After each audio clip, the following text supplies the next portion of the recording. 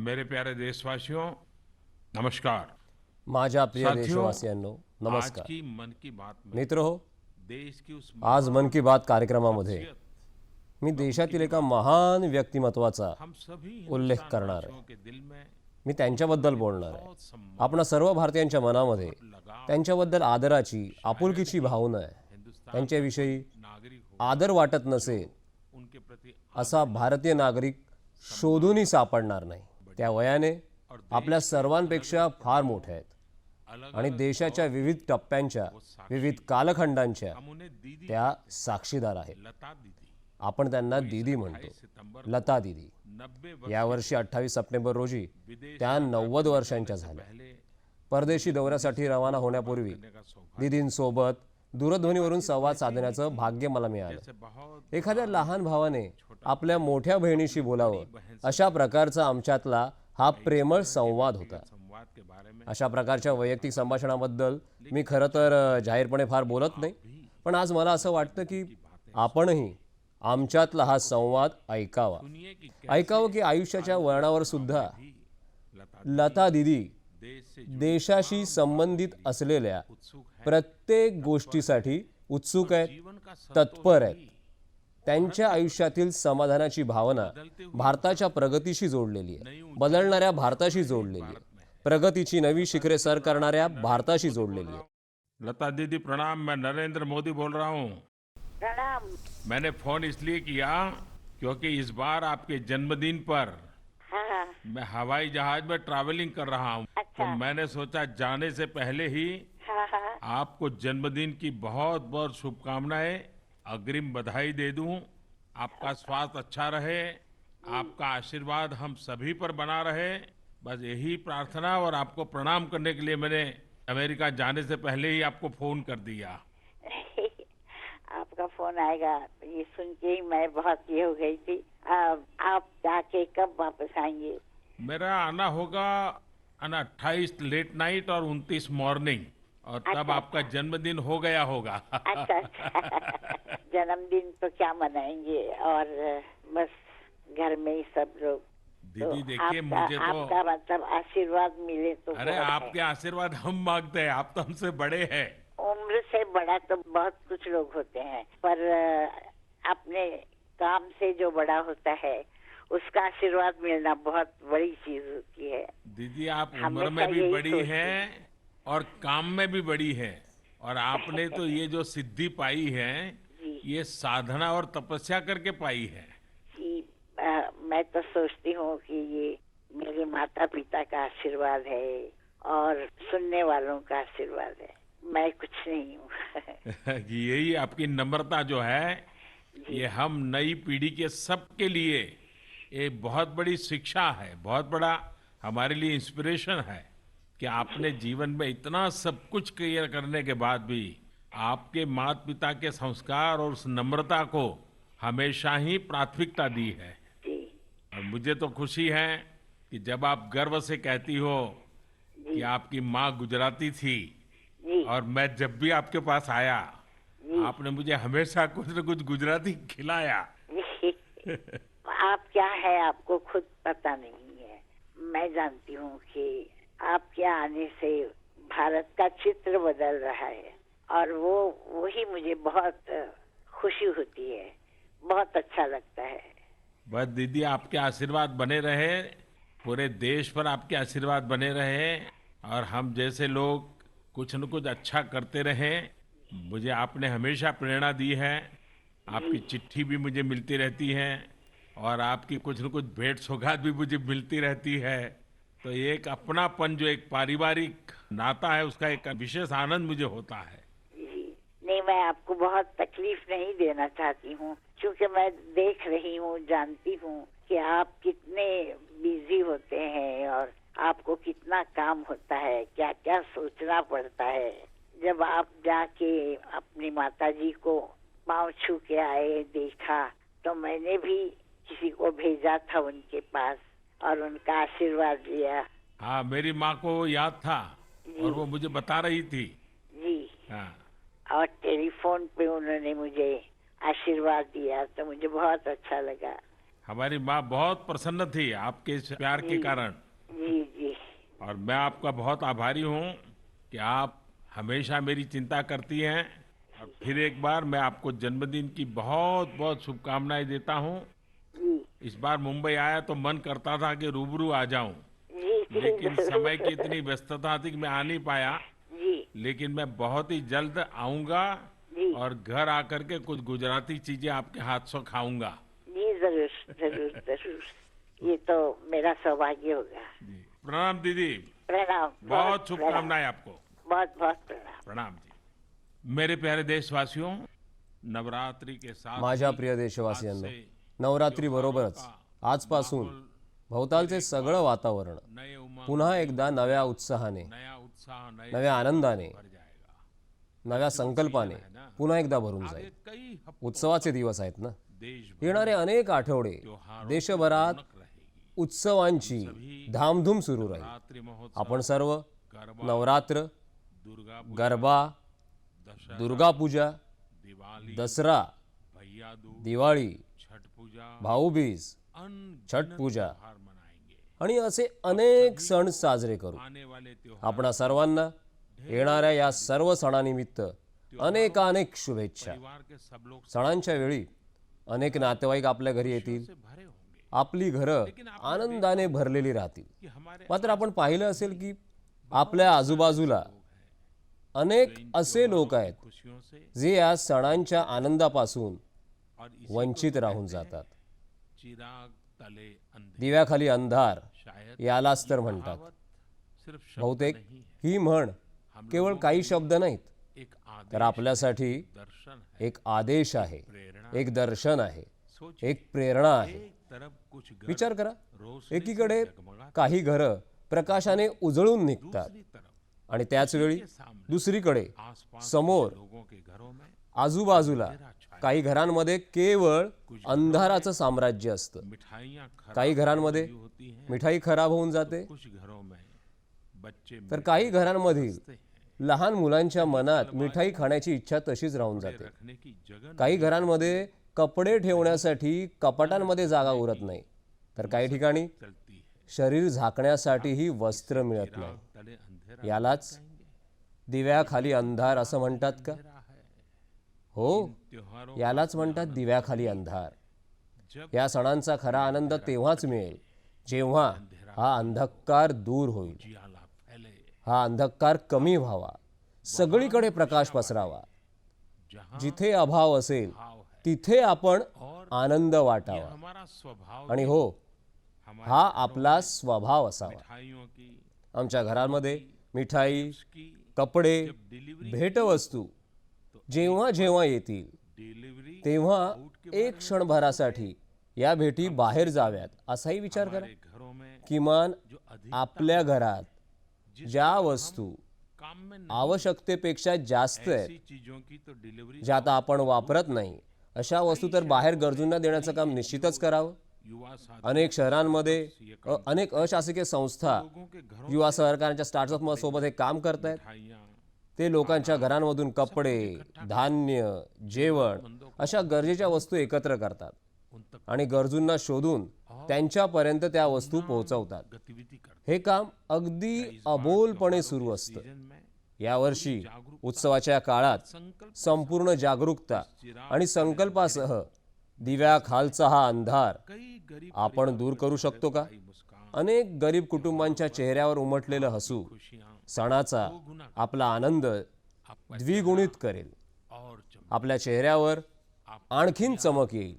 और आपले दिवे अधिक प्रकाशमान होतील आणि आपली दिवाळी आणखीनच उजळून जाईल. दीपावली माझ्या प्रिय बंधू भगिनींनो, भाग्य और दिवाळीमध्ये सौभाग्य आणि समृद्धीच्या रूपाने आगमन होता है। लक्ष्मी घरात येते. परंपरागत रूप से लक्ष्मी पारंपरिक रूपात लक्ष्मीचं स्वागत केलं जातं. तरह से या वर्षी आपण एका नव्या पद्धतीनं लक्ष्मीचं स्वागत करू शकतो का? बेटियों आपल्या संस्कृतीमध्ये मुलींना लक्ष्मी मानलं गेलंय, कारण मुली और समृद्धि लाते सौभाग्य आणि समृद्धी घेऊन येतात. समाज में यावर्षी आपण आपल्या समाजात, गावांमध्ये, शहरांमध्ये कार्यक्रम रख मुलींच्या सन्मानार्थ कार्यक्रमांचं आयोजन करू शकतो का? सार्वजनिक कार्यक्रमांचं आयोजन करता येईल का? आपल्यामध्ये अशा अनेक मुली असतील ज्या आपल्या मेहनतीने, इच्छाशक्तीच्या आणि बुद्धिमत्तेच्या बळावर आपल्या कुटुंबाचं, समाजाचं आणि देशाचं नाव उज्ज्वल करत असतील. यावर्षी दिवाळीमध्ये भारताच्या या लक्ष्मींच्या सन्मानार्थ आपण कार्यक्रम करू शकतो का? आपल्या आजूबाजूला अनेक मुली, अनेक सुना अशा असतील असाधारण काम कर रही ज्या असामान्य कार्य करत असायत. पढ़ाई का काम कर रही कोणी गरीब मुलांना शिकवण्याचं काम करत असेल, स्वास्थ्य को लेकर कोणी स्वच्छता आणि आरोग्य होगी तो कोई याबाबत जागृती करण्याचं कार्य करत असेल, तर कोणी डॉक्टर किंवा इंजिनियर होऊन समाजाची सेवा करत असेल, किसी को न्याय वकील होऊन एखाद्याला न्याय देण्याचा प्रयत्न करत असेल. हमारा समाज ऐसी आपल्या समाजाने जान करे अशा लेकींना ओळखावं, और उन पर त्यांना सन्मानित करावं आणि त्यांचा अभिमान बाळगावा. अशा सन्मानाचे कार्यक्रम एक काम देशभरात व्हावे. सकते हैं. आणखीन एक काम करता येईल. बेटियों की उपलब्धियों के बारे में या मुलींच्या यशाबद्दल सोशल मीडियाच्या माध्यमातून अधिक शेयर करे और अधिकाधिक माहिती शेअर करावी हैशटैग आणि भारत की हॅशटॅग वापरावा. जैसे हॅशटॅग भारत की लक्ष्मी, एक महाअभियान चलाया था, सेल्फी विथ डॉटर ही महामोहीम आपण राबवली भर होती में फैल गया था. उसी आणि जगभरात तिचा प्रसार झाला होता. हम अभियान त्याच प्रकारे यावेळी आपण भारत की लक्ष्मी के प्रोत्साहन ही मोहीम राबवूया. भारत की लक्ष्मी या उपक्रमाला प्रोत्साहन देण्याचा अर्थ आहे देश आणि देशवासियांच्या समृद्धीचा मार्ग सक्षम करणं. मन की बात माझ्या प्रिय देशवासियांनो, का बहुत बड़ा मी मागेच म्हटलं होतं की मन की बात कार्यक्रमाचा एक फार मोठा लाभ असा असतो की मला अनेक ओळखीच्या आणि अनोळखी व्यक्तींशी प्रत्यक्ष किंवा अप्रत्यक्ष संवाद करण्याचं सौभाग्य लाभतं. काही दिवसांपूर्वी अरुणाचल प्रदेशमधील एक विद्यार्थी मुझे बड़ा अलीनाथ तायंग यांनी मला एक छान पत्र पाठवलं पढ़ देता हूँ आपके साथ. आणि त्यांनी त्यात लिहिलंय, आदरणीय मी आपल्यासमोर या पत्राचं वाचन करतो. मेरा नाम आदरणीय प्रधानमंत्रीजी, तायंग, माझं नाव मैं अलीनाथ तायंग आहे. अरुणाचल प्रदेश से मी अरुणाचल प्रदेशातील बार जब मेरे एग्जाम रोईंग येथे राहतो. यावर्षी जेव्हा माझ्या परीक्षेचा निकाल लागला तेव्हा मला काही लोकांनी विचारलं इस किताब पढ़ी क्या? की तू एक्झाम वॉरियर्स हे पुस्तक वाचलंस का? तक तो मैंने नहीं त्यांना सांगितलं की हे पुस्तक मी वाचलेलं नाही, मैंने पण पुन्हा जाऊन मी हे पुस्तक खरेदी केलं 2-3 आणि 2-3 वेळा वाचलं. इसके बाद मेरा अनुभव काफी अच्छा है. त्यानंतरचा माझा अनुभव फारच चांगला होता. ये किताब मला वाटलं हे पुस्तक परीक्षेपूर्वी जर मी वाचलं असतं तर मला मुझे त्याचा फार लाभ झाला असता. पहलू बहुत अच्छा या पुस्तकातील अनेक पैलू मला फारच आवडले, चीज देखी. पण एक गोष्ट माझ्या लक्षात आली सारे मंत्र की विद्यार्थ्यांसाठी त्यात अनेक मंत्र आहेत, पेरेंट्स मात्र टीचर्स पालक आणि शिक्षकांसाठी कुछ नहीं है. या पुस्तकात फार काही नाहीये. कि अगर आप मला असं वाटतं की नए एडिशन जर आपण या पुस्तकाच्या नव्या आवृत्तीबाबत विचार करत असाल पेरेंट्स और तर टीचर्स त्यात पालक आणि शिक्षकांसाठी मंत्र कुछ और आणखीन काही मंत्र, आणखी काही मजकुराचा नक्कीच समावेश करावा. मेरे युवा साथियों बघा, को भी माझ्या युवा सहकाऱ्यांना सुद्धा विश्वास वाटतो की देशाच्या प्रधान सेवकाला हो ही एखादं काम सांगितलं तर ते नक्कीच होईल. मित्र पहले माझ्या छोट्या विद्यार्थी मित्रा, सर्वात आधी एग्जाम वॉरियर हे पत्र लिहिल्याबद्दल आपलं मनापासून आभार. धन्यवाद. एक्झाम वॉरियर्स हे पुस्तक 2-3 वेळा वाचल्याबद्दल सुद्धा धन्यवाद. कमी है आणि वाचतानाच ये भी मुझे त्यात काय कमतरता आहेत हे मला सांगितल्याबद्दल अनेकानेक आभार. मेरे इस नन्हे से मित्र माझ्या या छोट्याशा मित्राने मुझे माझ्यावर एक काम सुद्धा सोपवलंय, काही करण्याचा आदेश दिलाय. मैं जरूर आपके आदेश का पालन करूंगा मी निश्चितच आपल्या आदेशाचं पालन करेन. कि अगर मैं आपण जे सांगितलंय समय निकाल की या पुस्तकाची नवी आवृत्ती जेव्हा येईल मैं पेरेंट्स तेव्हा मी त्यात निश्चितच पालकांसाठी आणि शिक्षकांसाठी काही गोष्टी लिहिण्याचा प्रयत्न करेन. पण मी आपल्या सर्वांना आग्रह करेन मदद कर सकते की या कामी आपण सर्व मला मदद करू शकता का? देश के रोजच्या जगण्यातले आपले अनुभव काय आहेत?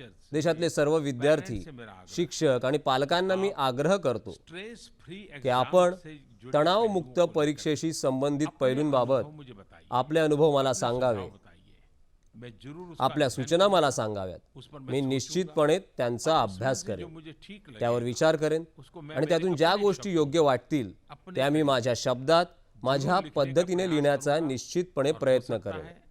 अगर आपके आणि सुझाव कदाचित आएंगे आपल्या सर्वांच्या जास्त सूचना आल्या तर माझ्या पुस्तकाची नवी आवृत्ती निश्चितच येऊ शकेल. आपल्या सर्वांच्या विचारांची मी वाट बघेन. अरुणाचलमधील आमच्या या छोट्याशा मित्राचं, विद्यार्थी अलिना तायंग याचं मी पुन्हा एकदा आभार मानतो. माझ्या प्रिय देशवासियांनो, वर्तमानपत्रांच्या माध्यमातून, दूरचित्रवाणीच्या माध्यमातून तुम्हाला देशाच्या पंतप्रधानांच्या व्यस्त कार्यक्रमांबाबत माहिती मिळत असते. तुम्ही त्याबाबत चर्चाही करता. पण तुम्हाला माहिती आहेच की मी सुद्धा तुमच्यासारखाच एक सर्वसामान्य माणूस आहे, एक सर्वसामान्य नागरिक आहे. आणि म्हणूनच एका सर्वसामान्य आयुष्यावर ज्या ज्या गोष्टींचा प्रभाव दिसून येतो तसाच प्रभाव माझ्याही आयुष्यात, माझ्याही मनावर होत असतो. कारण मी सुद्धा तुमच्यातलाच एक आहे. बघा, या वर्षी US ओपन स्पर्धा जिंकण्याची जितकी चर्चा होती तितकीच चर्चा उपविजेता डेनिल मेदवेदेव यांच्या भाषणाची सुद्धा होती. सोशल मीडियावर सुद्धा ते गाजत होतं. मग मी सुद्धा ते भाषण ऐकलं आणि सामना सुद्धा पाहिला.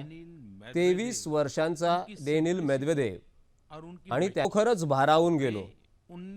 या भाषणापूर्वी अगदीच थोड्या वेळापूर्वी ते 19 वेळा ग्रँड स्लॅम पटकावणारे आणि टेनिस विश्वाचे सम्राट राफेल नादाल यांच्याकडून अंतिम फेरीत पराभूत झाले होते. अशा वेळी इतर कोणी असतं तर उदास आणि निराश दिसलं असतं. मात्र त्यांचा चेहरा उतरला नाही, तर त्यांनी आपल्या भाषणाने सर्वांच्या चेहऱ्यावर हसू आणलं. त्यांचा नम्रपणा, साधेपणा, शब्द आणि भावनेतून खऱ्या अर्थाने खिलाडू वृत्तीचं जे रूप पाहायला मिळालं, त्यामुळे प्रत्येक जण प्रभावित झाला. त्यांच्या बोलण्याचं तेथे उपस्थित प्रेक्षकांनी उत्साहात स्वागत केलं. डेनिलने विजेता नदालचे सुद्धा खूप कौतुक केलं. नदालने लक्षावधी युवकांना कशा प्रकारे टेनिस खेळण्यासाठी प्रेरित केलंय त्याबद्दल सुद्धा डेनिलच्या खेळाचं मनापासून कौतुक केलं. एकाच सामन्यात पराभूत होणाऱ्याचा उत्साह आणि जिंकणाऱ्याचा नम्रपणा, या दोन्ही गोष्टी अभ्यासण्यासारख्या होत्या. जर आपण डेनिल मेदवेदेवचं भाषण ऐकलं नसेल तर मी आपणा सर्वांना, विशेषतः युवकांना सांगेन की त्यांचा हा व्हिडिओ नक्कीच बघा. यात प्रत्येक वर्गाच्या आणि प्रत्येक वयाच्या व्यक्तींना शिकता येईल असं बरंच काही आहे. हे असे क्षण असतात, ते जिंकणे किंवा हरणे याच्या पलीकडचे असतात, जेव्हा विजय किंवा पराजय याला फारसा अर्थ उरत नाही. आयुष्य जिंकतं. आणि आपल्याकडे शास्त्रांमध्ये फार उत्तम प्रकारे हे सांगण्यात आलंय. आपल्या पूर्वजांचे विचार खरोखरच कौतुकास्पद होते. आपल्याकडे शास्त्रांमध्ये म्हटलंय, विद्या विनय उपेता हरती न चैतांसी कास्य मनुजस्य मणि कांचन संयोगः जनयेति लोकस्य लोचन आनंदम.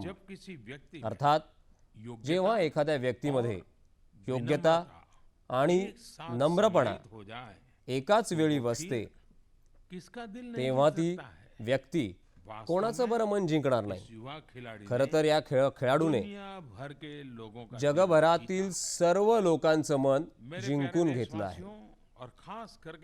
माझ्या प्रिय देशवासियांनो आणि विशेषतः माझ्या युवा मित्रांनो, मी आता जे काही सांगणार आहे ते खरोखर आपल्या भल्यासाठी सांगणार आहे. वाद सुरूच राहतील, पक्षांमधील मतभेद कायम राहतील. मात्र काही गोष्टी वेगाने पसरण्यापूर्वी थांबवता आल्या तर त्यापासून मोठा लाभ होऊ शकेल. ज्या गोष्टी फार वेगाने वाढतात, फार पसरत जातात, त्या गोष्टी थांबवणं नंतर कठीण होत जातं. मात्र सुरुवातीलाच जर आपण जागृत होऊन त्या थांबवल्या तर बरंच काही वाचवता येऊ शकतं. याच भावनेतून आज मला वाटतं, विशेषतः माझ्या प्रिय युवकांशी काही बोलावंसं वाटतं. आपल्या सर्वांना माहिती आहे की तंबाखूचं व्यसन आरोग्यासाठी फारच हानिकारक असतं. हे व्यसन सोडणंही फार तंबाकू कठीण का होऊन सेवन जातं. करने वाले लोगों को तंबाखूचं सेवन करणाऱ्या लोकांना डायबिटीज, ब्लड प्रेशर कर्करोग, जैसी मधुमेह, बीमारियों का रक्तदाब अशा आजारांचा धोका जास्त असतो ऐसा हर कोई कहता है असं तंबाकू से प्रत्येक जण नशा म्हणतो. उसमें मौजूद तंबाखूमध्ये निकोटीन असलेल्या के कारण निकोटीनमुळे होता है। त्यात नशेचं प्रमाण जास्त असतं. किशोरावस्था में इसके सेवन से किशोर वयात दिमाग का याचं विकास सेवन भी केल्यामुळे प्रभावित होता है। मेंदूच्या विकासावर विपरीत परिणाम होतो. आज मैं आपसे परंतु एक नए मी आज विषय पर आपल्या बात सोबत करना चाहता हूं एका नव्या विषयाबाबत बोलू इच्छितो.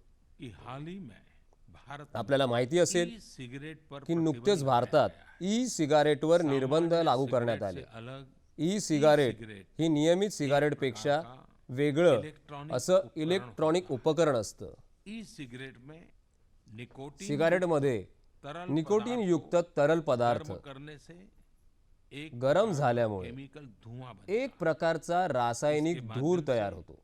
निकोटीन त्याच्या का माध्यमातून सेवन किया जाता है। निकोटीनचं सेवन केलं जातं. सामान्य सिगरेट के खतरों नेहमीच्या सिगरेटच्या हम सब धोक्याबद्दल भलीभांति समझते हैं। आपल्याला बऱ्यापैकी माहिती असेल. ई सिगरेट के मात्र बारे में ई सिगरेट बद्दल धारणा पैदा की एक गैरसमज पसरवण्यात आलाय भ्रांति फैलाई गई है की ई सिगारेटमुळे कोणताही धोका उद्भवत नाही. बाकी सिगरेट की तरह इससे इतर दुर्गंध सिगारेट न प्रमाणे फैले।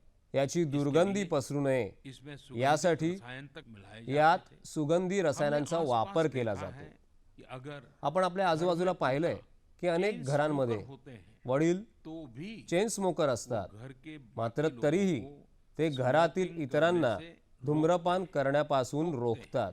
और चाहते हैं थांबवतात. कि बच्चों को सिगरेट त्यांना की, असं बीड़ी वाटतं की की आदत न आपल्या लगे। मुलांना विडी किंवा सिगारेटची सवय लागू नये. कि परिवार का आपल्या कोई भी कुटुंबातील सदस्य कोणत्याही सदस्याने धूम्रपान करू नये असा त्यांचा प्रयत्न वो असतो. जानते हैं कि स्मोकिंग धूम्रपानामुळे से, तंबाकू से तंबाखूमुळे शरीर को भारी नुकसान शरीराचे फार मोठे नुकसान सिगरेट होते के खतरे को याची लेकर त्यांना कल्पना किसी असते. प्रकार का भ्रम नहीं। सिगरेटमुळे उद्भवणाऱ्या धोक्यांबद्दल कोणताही गैरसमज नाही. बेचने वाला भी ते जानता सेवन है, नुकसानच पीने वाला करतं. भी जानता हे है, विकणाऱ्यालाही माहिती देखने असतं, वाला भी जानता सेवन करणाऱ्यालाही माहिती असतं लेकिन आणि पाहणाऱ्यालाही है। माहिती असतं. सिगरेट का मामला बहुत मात्र ही अलग है। ई सिगारेटची बाब ई वेगळी सिगरेट आहे. को लेकर लोगों ई में सिगारेट बाबत awareness नहीं है। लोकांच्या मनात इसके फार खतरे को जागृती लेकर नाही. भी पूरी त्यापासून उद्भवणाऱ्या धोक्याबद्दल और इसी लोकांना कारण माहिती नाही कभी-कभी आणि अनेकदा कौतूहल में उत्सुकतेपोटी सिगरेट ही सिगारेट हळूच घरात प्रवेश करते.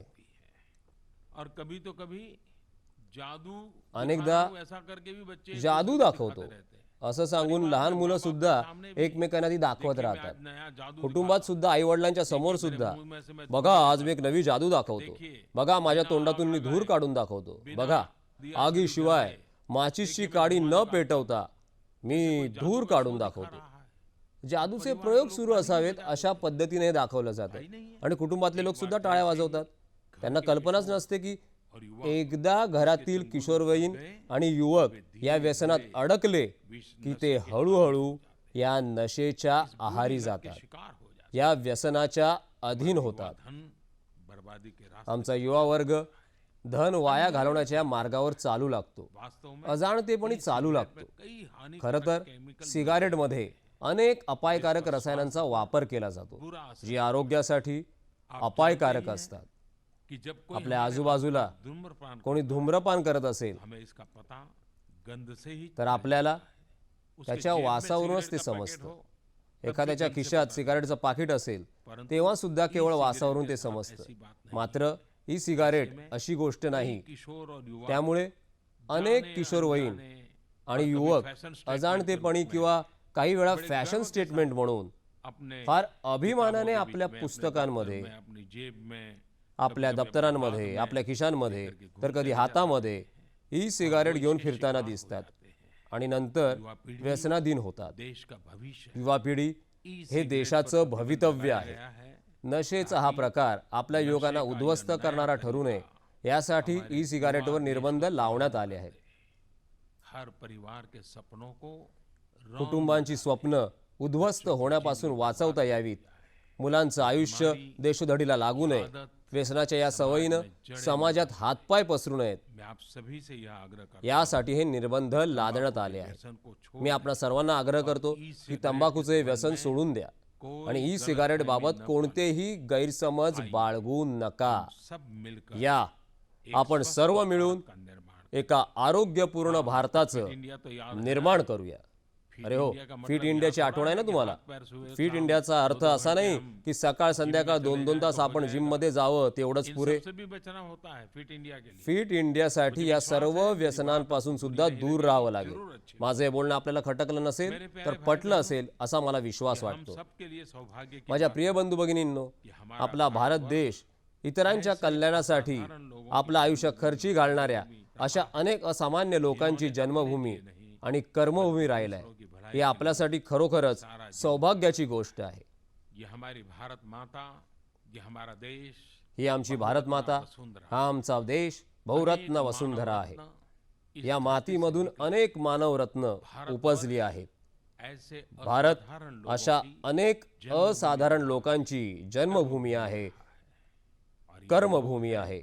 जिन्होंने आणि हे असे लोक आहेत ज्यांनी केवळ स्वतःसाठी नाही तर इतरांच्या कल्याणासाठी स्वतःचं आयुष्य अर्पण केलं. अशाच एका महान व्यक्तीला 13 ऑक्टोबर रोजी व्हॅटिकन सिटीमध्ये सन्मानित केलं जाणार आहे. के लिए ही प्रत्येक भारतीयासाठी निश्चितपणे गर्वाची बाब आहे. आने वाले पोप फ्रान्सिस येत्या 13 ऑक्टोबर रोजी मरियम थ्रेसिया हे संत म्हणून घोषित करतील. स्टर मरियम थ्रेसिया यांनी केवळ 50 वर्षाच्या आपल्या लहानशा आयुष्यात भलाई के लिए मानवतेच्या कल्याणासाठी वो पूरी जे कार्य केलं एक मिसाल है.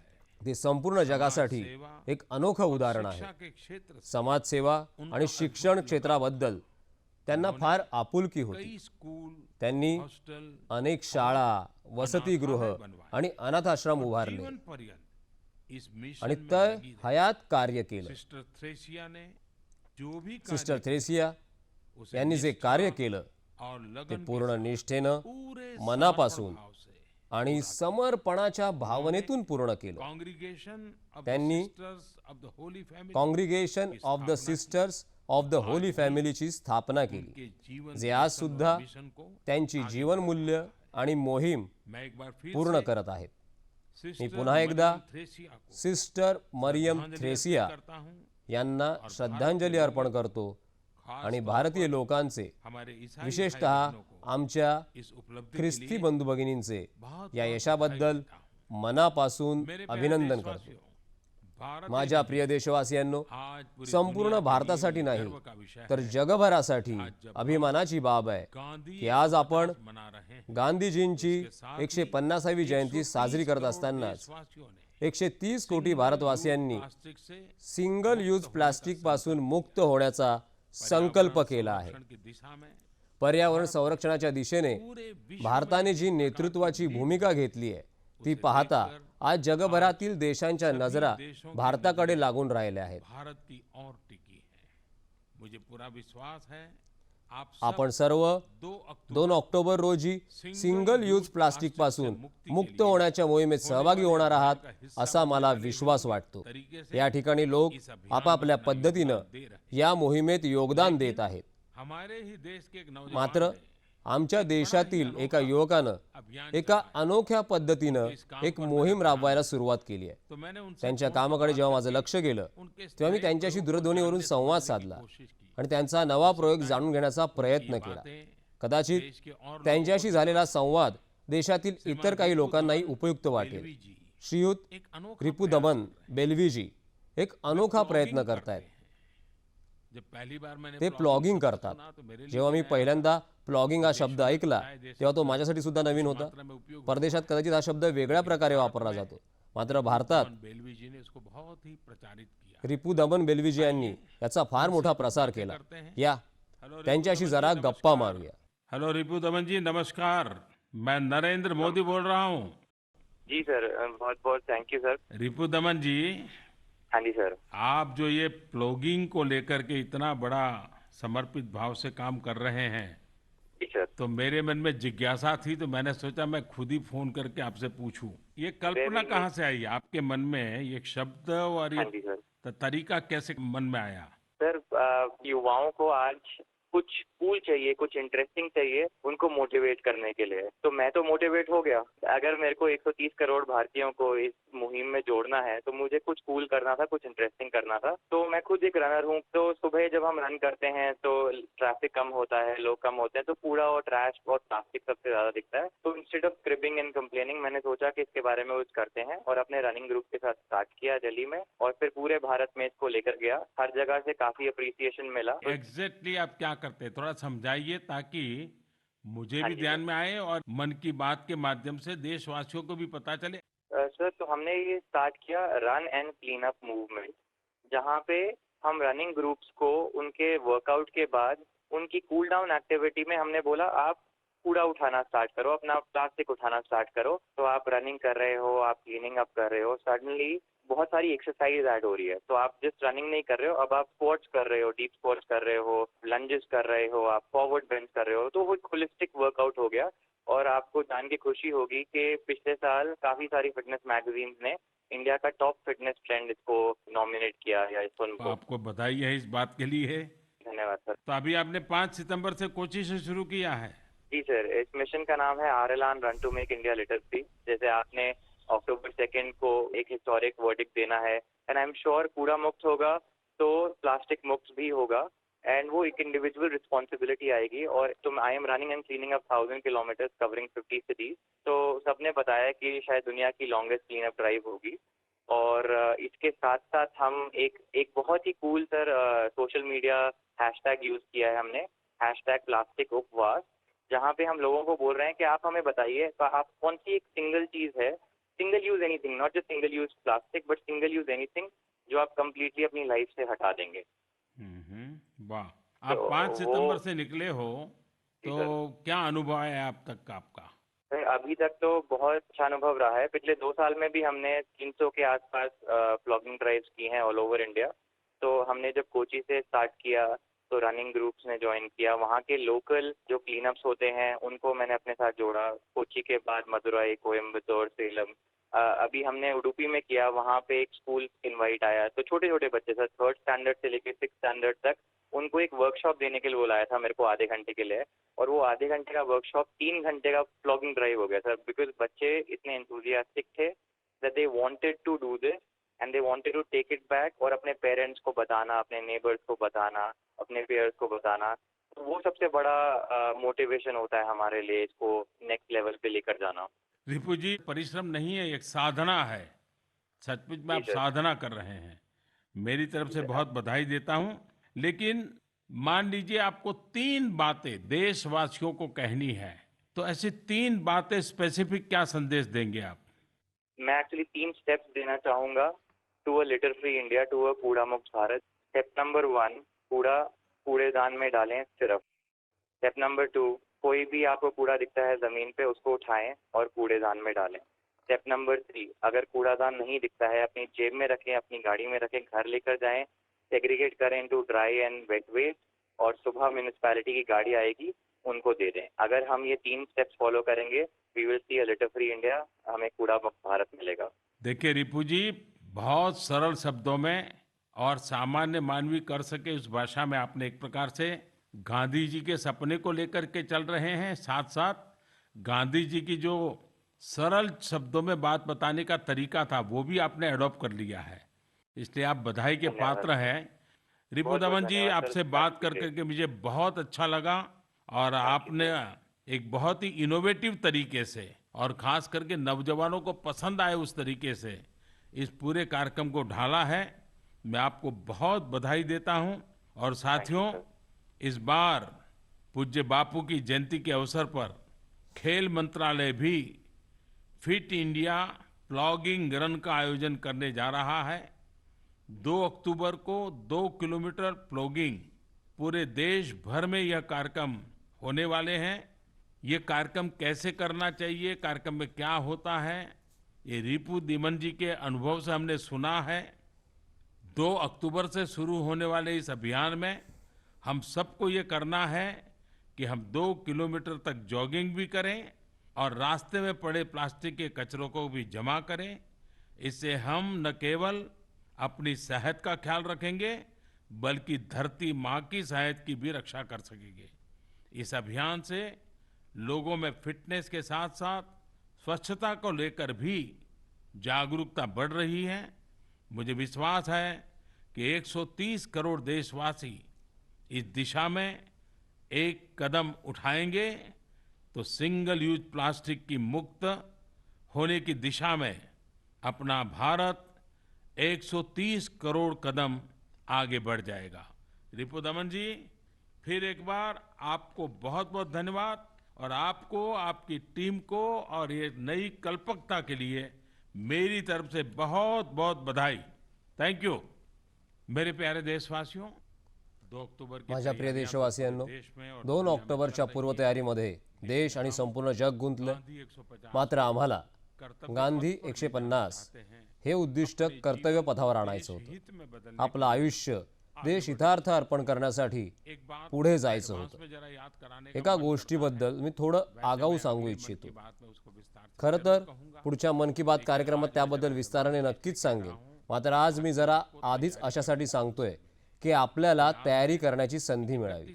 आपल्या लक्षात असेल की 31 ऑक्टोबर रोजी सरदार वल्लभभाई पटेल यांची जयंती आहे। एक भारत श्रेष्ठ भारत हे आपलं सर्वांचं स्वप्न आहे आणि त्याच निमित्ताने प्रत्येक वर्षी 31 ऑक्टोबर रोजी आम्ही संपूर्ण देशात रन फॉर युनिटी अर्थात देशाच्या एकतेसाठी धावण्याची ही स्पर्धा आयोजित करतो। सर्वजण, आबालवृद्ध, शाळा महाविद्यालयातील सर्वजण हजारोंच्या संख्येने भारताच्या लक्षावधी गावांमधून त्या दिवशी देशाच्या एकतेसाठी धाव घेतील। तर आपण त्यासाठी आतापासूनच तयारी सुरू करावी। याबद्दल सविस्तर पुढे बोलणारच आहे, मात्र अजून वेळ आहे। काही लोकांना सरावाला सुरुवात करता येईल, इतर काही योजनाही तयार करता येतील। माझ्या प्रिय देशवासियांनो, तुम्हाला आठवत असेल की 15 ऑगस्ट रोजी मी लाल किल्ल्यावरून म्हटलं होतं की 2022 सालापर्यंत आपण भारतातील 15 ठिकाणांना भेट द्यावी, किमान 15 ठिकाणी, आणि 1-2 रात्रींच्या मुक्कामाचा कार्यक्रम करावा। आपण भारत पाहावा, समजून घ्यावा, अनुभवावा। आपल्याकडे एवढं वैविध्य आहे आणि जेव्हा दिवाळीच्या सणानिमित्त लोक सुट्ट्या येतात तेव्हा नक्कीच फिरायला जातात। म्हणूनच मी पुन्हा एकदा आग्रह करतो की आपण भारतातील कोणत्याही 15 ठिकाणी नक्कीच फिरायला जावं। माझ्या प्रिय देशवासियांनो, आता परवाच 27 सप्टेंबर रोजी जागतिक पर्यटन दिवस साजरा करण्यात आला आणि जगातील काही जबाबदार संस्था पर्यटन विषयक क्रमवारी सादर करतात। पर्यटनाविषयीच्या स्पर्धात्मक निर्देशांकात भारताच्या स्थानात सुधारणा झाली हे जाणून तुम्हाला निश्चितच आनंद होईल। आणि सर्व आपल्या सर्वांच्या सहकार्यामुळेच शक्य झालं। विशेषतः पर्यटनाचं महत्त्व जाणून घेतल्यामुळेच हे शक्य झालंय। स्वच्छता मोहिमेचं यात मोठं योगदान आहे आणि ही सुधारणा किती काळात झाली सांगू का?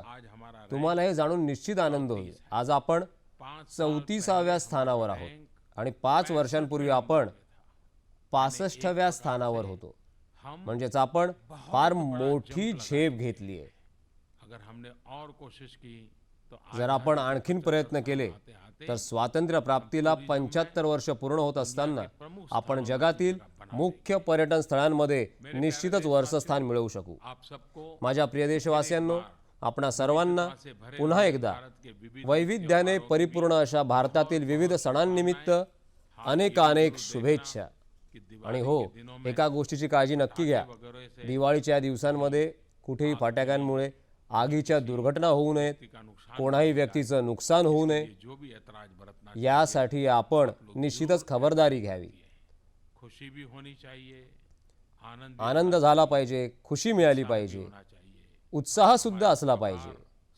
आपले हे सण एकत्रितपणे एकत्र येऊन साजरे केले जातात, त्यामुळे या सामूहिकतेतून संस्कार सुद्धा प्राप्त होतात।